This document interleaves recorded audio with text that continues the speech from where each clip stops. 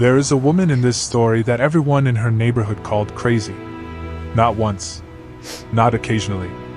Every single day, for 5 years. She wandered the streets in torn clothes, talking quietly to herself, sleeping in an abandoned shelter at the edge of the city. People crossed the road when they saw her coming. Mothers pulled their children close. Shopkeepers waved her away before she even spoke. They called her Ayra the Mad.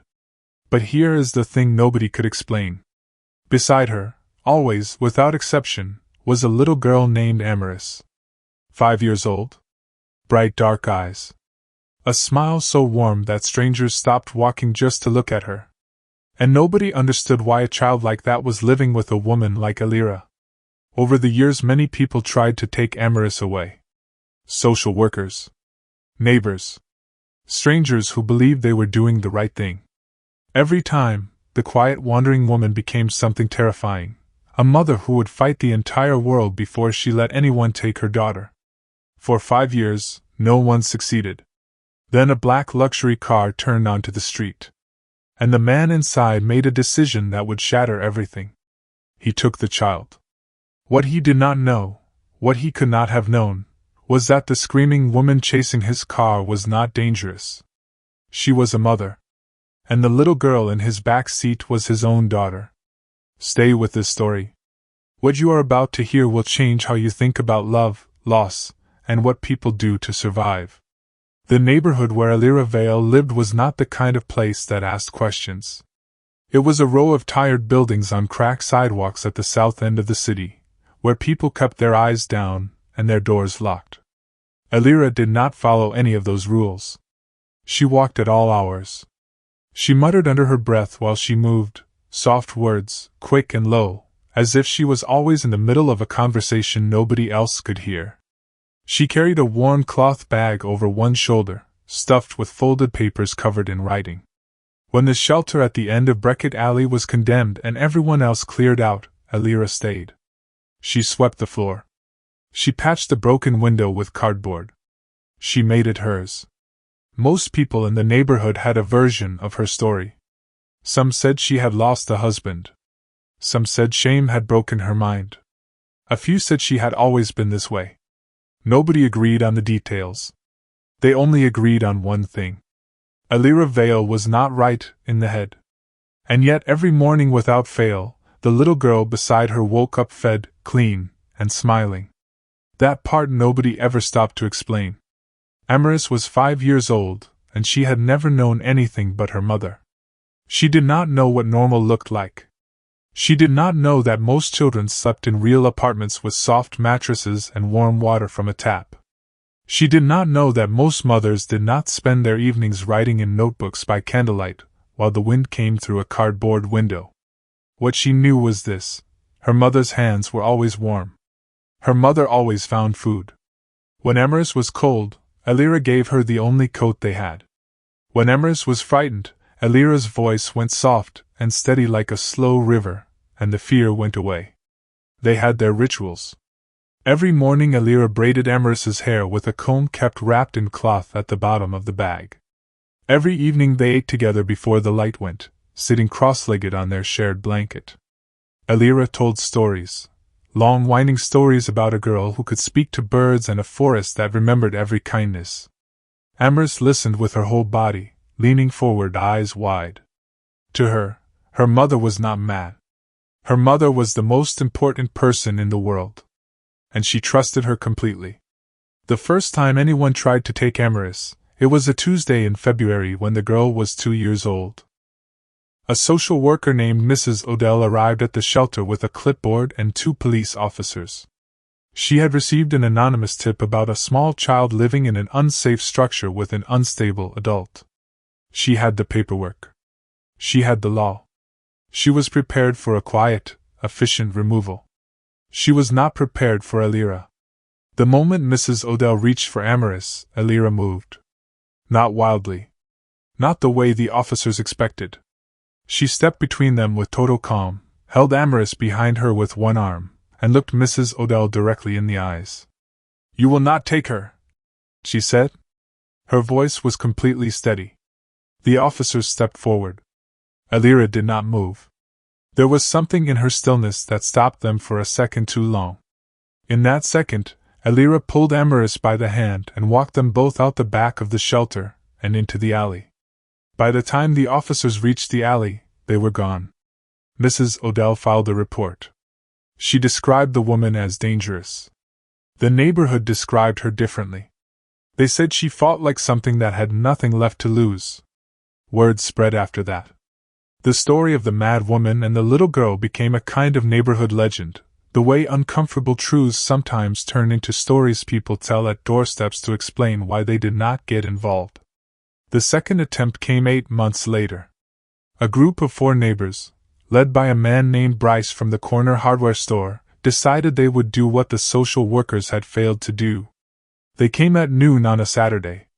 Ayra was sitting outside braiding Amoris's hair when she heard the footsteps. She looked up without asking what they wanted.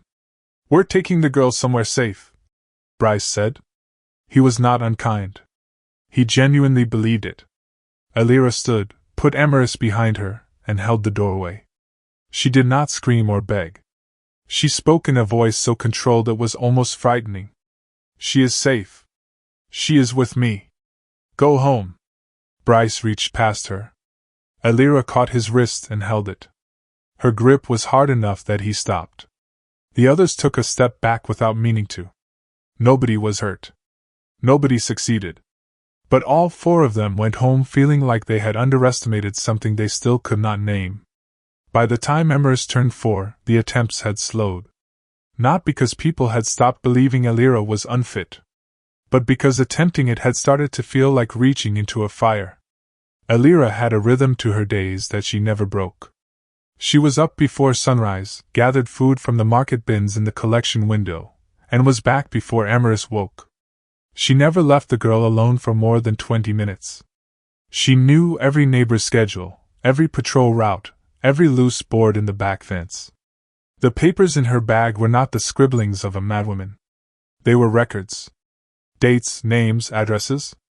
Notes about every person who had tried to separate them. Every letter she had written to a legal aid office. Every rejection that came back. A careful log of Amoris's health and words and growth. Nobody knew this. They only saw the muttering and the wandering and the worn-out clothes. But the muttering was Ayra rehearsing what she would say in front of a judge. The wandering was her checking the exits. The worn-out clothes were the price she paid so Amoris could have the only clean outfit between them. Ayra Vale was not mad.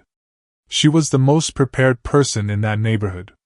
The day Lucas Sungmin Han drove down Beckett Alley, it was a warm Thursday in late April. His car, black, long, tinted windows, turned into the street by accident.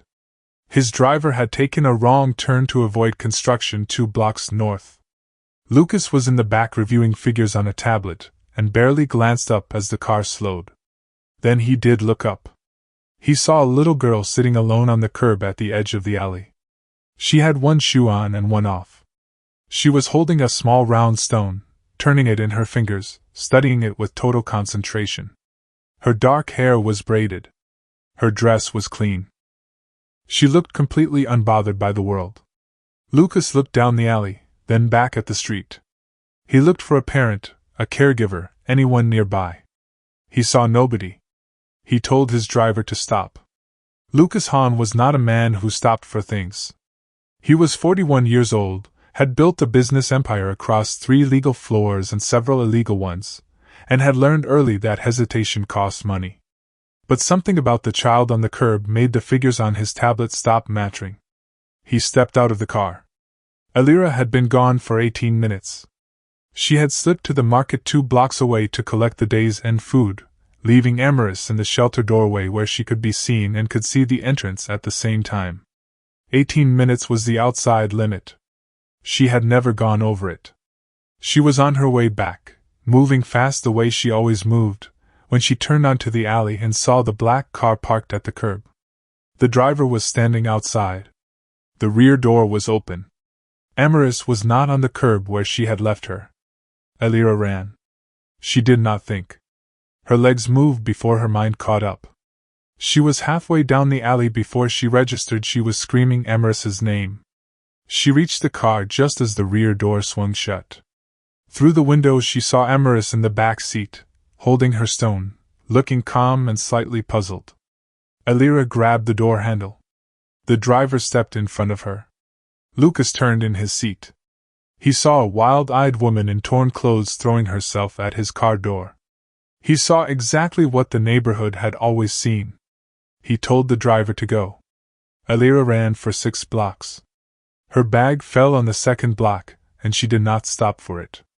Her shoes were thin, the pavement was hard, her lungs were burning by the 3rd block. The car was faster. It was always going to be faster. She knew that. She ran anyway. On the 5th block, a man selling newspapers watched her pass.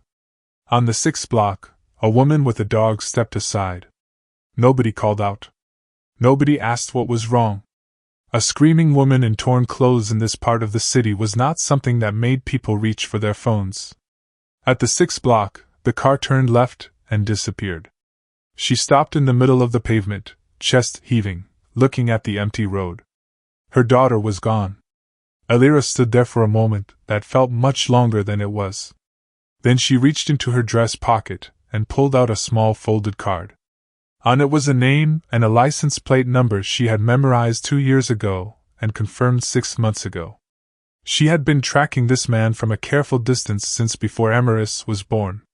She knew exactly who Lucas Sungmin Han was. That knowledge was now the only tool she had.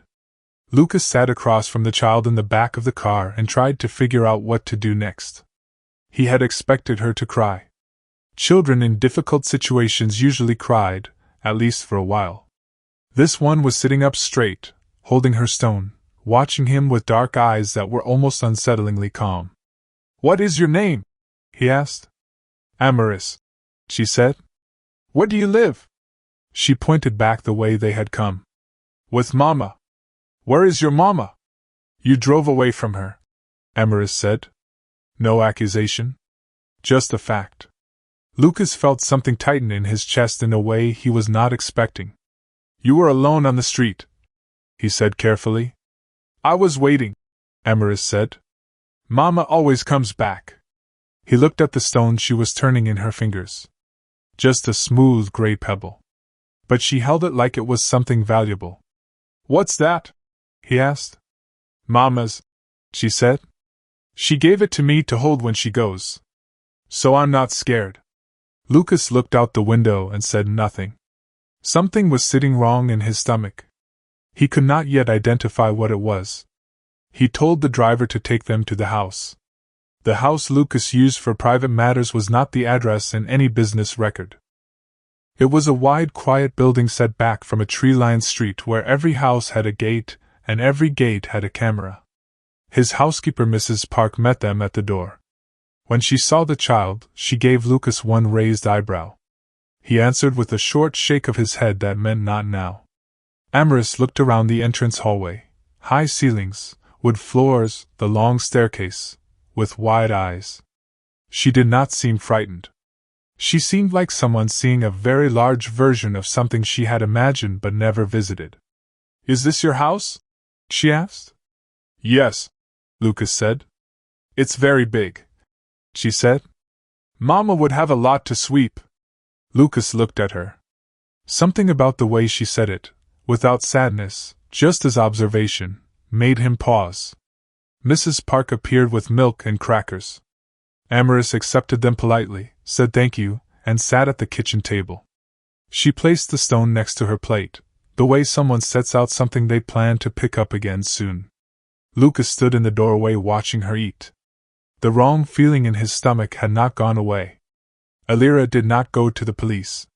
She had learned long ago that the police would not see a disheveled woman claiming a missing child the way they saw a mother. They would see a case file. Mrs. Odell's report.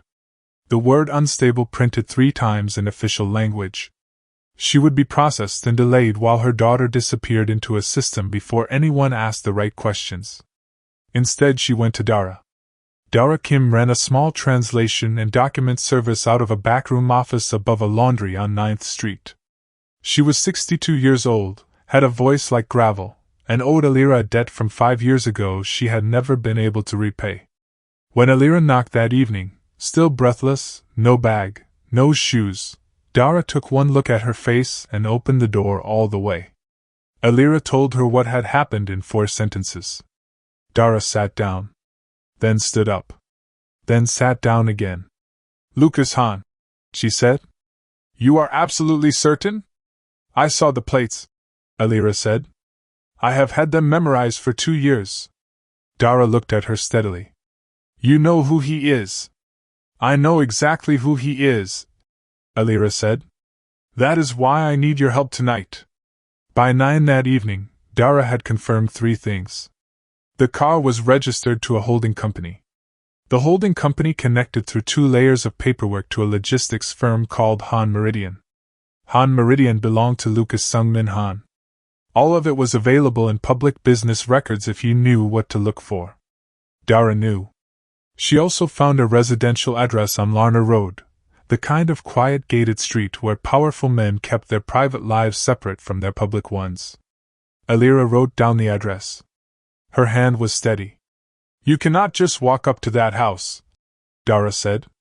"I am not going to walk up to it," Ayra said.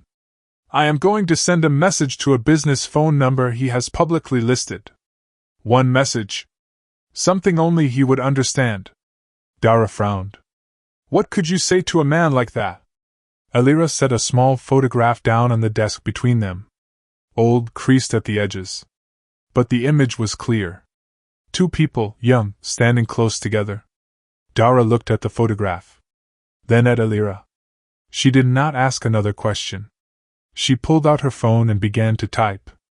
Lucas received the message at 11 that night. He was at his desk when his phone lit up with an unknown number. He almost dismissed it. Then he saw the 3 words in the message body and his hand stopped entirely. The words were, "She remembers Soul." He sat very still for close to a minute. Then he read it again. Soul. 6 years ago. A woman he had met during a routine 2-week negotiation. A woman with dark eyes and a way of speaking that made him feel, for the first time in many years, like a person rather than a position. A woman he had left behind when his organization gave him no choice, or so he had believed. He had not said her name out loud in 6 years. He typed back one word, "Who is this?" The reply came in under a minute, "You already know." Lucas set the phone down and walked to the window. He stood in the dark garden long enough that the automatic lights shut off around him. Then he walked quietly to the room where Mrs. Park had settled the little girl for the night. He opened the door. Amoris was asleep. In the faint light from the hall, she looked exactly like someone he used to know. The next morning, Lucas cleared his schedule entirely. He told his assistant there was a personal matter. He sent Mrs. Park to the East Wing. He asked her not to disturb him before noon. Then he sat at the kitchen table across from Amoris while she ate breakfast. She was not a difficult child to talk to. She answered his questions directly and without shyness, the way children sometimes are when they have not yet learned to be careful. She told him her mother's name was Ayra. That they lived in a shelter on Beckett Alley. That her mother braided her hair every morning and told her stories every night. That her mother had a bag full of important papers. "Does your mother ever talk about your father?" he asked. Amoris thought about it. "She says he was a man who did not know how to stay," she said. "But she doesn't say it angry. Just like it's a fact." Lucas looked at his coffee cup. "Does she say anything else about him?" Amoris nodded. "She says I have his eyes." She looked directly at him. "Do I?" Lucas put the cup down very carefully. He could not answer. Because he was looking at his own eyes in a 5-year-old face. Ayra arrived at the gate on Larner Road at 10:15 that morning. She had borrowed clean clothes from Dara. She had washed her face and combed her hair. She looked nothing like the woman who had chased a car through 6 city blocks the day before. She looked like someone who had been preparing for exactly this moment for a very long time. Because she had. When the intercom buzzed, she stated her name clearly. There was a long pause. Then the gate opened. Mrs. Park led her through the entrance hall without speaking. Ayra looked straight ahead. She had stood in many difficult rooms. She had learned to keep her breathing slow, and her face still no matter what her heart was doing. Lucas was in the kitchen doorway when she came in. He looked older than she remembered. Harder around the eyes. Amoris saw Ayra and was out of her chair before anyone could speak, crossing the kitchen in 3 steps and throwing her arms around her mother's waist. Ayra held her daughter's head with both hands. She pressed her lips to the top of Amoris's hair and closed her eyes. For a moment, nothing else in the world existed. Lucas watched the reunion from the doorway. He had seen powerful things in his life. He told himself he was not easily moved. Ayra looked up from her daughter and met his eyes. Her expression was not angry and not pleading. It was the look of someone who had done all the hard things and was now simply waiting for the last piece to land. "We should talk," she said. He nodded. He asked Mrs. Park to take Amoris to the garden with juice and fruit. Amoris went willingly. She had already decided Mrs. Park was agreeable. Ayra and Lucas sat at the kitchen table. Between them was space and silence and 5 years and everything neither had said. "So," he said, "I thought you had left. They told me you had been paid to disappear." "I know what they told you," she said. "You're saying it wasn't true." "I was driven out," she said. "My money was taken. My documents were destroyed. I had nothing. And I was already carrying your child." Lucas was quiet for a long time. Through the window they could hear Amoris asking Mrs. Park the names of the flowers. "I did not know," he said. "I know you didn't," Ayra said. "That is the only reason I am sitting here calmly." Ayra told him the story from the beginning. Not the emotional version, the factual one, the way she had rehearsed it over 5 years of cold mornings and shelter nights and legal letters that led nowhere. A man from his organization had come to her apartment the week after Lucas left Seoul. He told her she was a complication. He gave her 2 choices that were really one choice. She arrived in this city with nothing but a bag and a pregnancy she intended to keep no matter what. She told him about 5 years of doing everything possible with almost nothing. She told it all in a steady voice, not looking away. Lucas did not interrupt. He listened the way someone listens when they are not just hearing words but doing the harder work of understanding what those words cost the person saying them. When she finished, the kitchen was very quiet. "Who was it?" he asked. "The man who came to your apartment." She told him the name. Lucas closed his eyes briefly. When he opened them, his face had changed, the way a face changes when something slots into place that was always meant to be there. "He is still with the organization," he said. "I know," Ayra said. "He will not be by tomorrow." That afternoon, while Amoris slept in the guest room with afternoon light coming through the curtains, Lucas made 3 phone calls. The first was to Jean, his most trusted lieutenant, with an instruction that took less than a minute and would not be discussed further. The second was to Ms. Rhee, his lawyer, telling her there was a documentation situation that needed to be corrected as a matter of urgency and to clear tomorrow morning entirely. The third was to a woman who ran a safe housing placement service. He asked for a fully furnished apartment, clean and secure, in a decent neighborhood, ready within 48 hours. When the calls were finished, he sat at his desk doing nothing for a moment. Then he walked to the guest room and looked in at Amoris sleeping. One hand was curled under her cheek. The gray river stone was loosely held in the other. Even asleep, she had not let it go. Lucas had a daughter. He had a daughter, and she was 5 years old, and she had spent those 5 years in a condemned shelter because of a decision made without asking him. He went back to his desk. The calls had been made. Now came the part that was harder. Ayra did not stay at the Larner Road house. She asked Mrs. Park for a towel and borrowed clothes, cleaned herself up in the ground floor bathroom, and came back to the kitchen looking steadier than she had in years. Lucas offered her the guest room. She told him she appreciated it, and would rather return to the shelter. He looked at her. "The shelter is where my things are," she said. And I am not ready to accept a house from you the day after you took my daughter. He nodded slowly. It was a fair answer. He had his driver take her back to Beckett Alley. Before she got out, he said her name. She turned. The man who came to your apartment in Seoul, he said. Whatever you imagine doing about that over the last 5 years, you do not need to do it. It is already handled. Ayra looked at him for a moment. I don't want revenge, she said. I want Amoris to be safe. She will be, he said. Not because of you, she said quietly. Because I made her safe every single day for 5 years. She got out of the car and walked into the alley, upright and unhurried. 2 days later, Ms. Ree had corrected the documentation. Amoris now had a full birth certificate with both parents named. Ayra had a valid identification document for the first time in 5 years.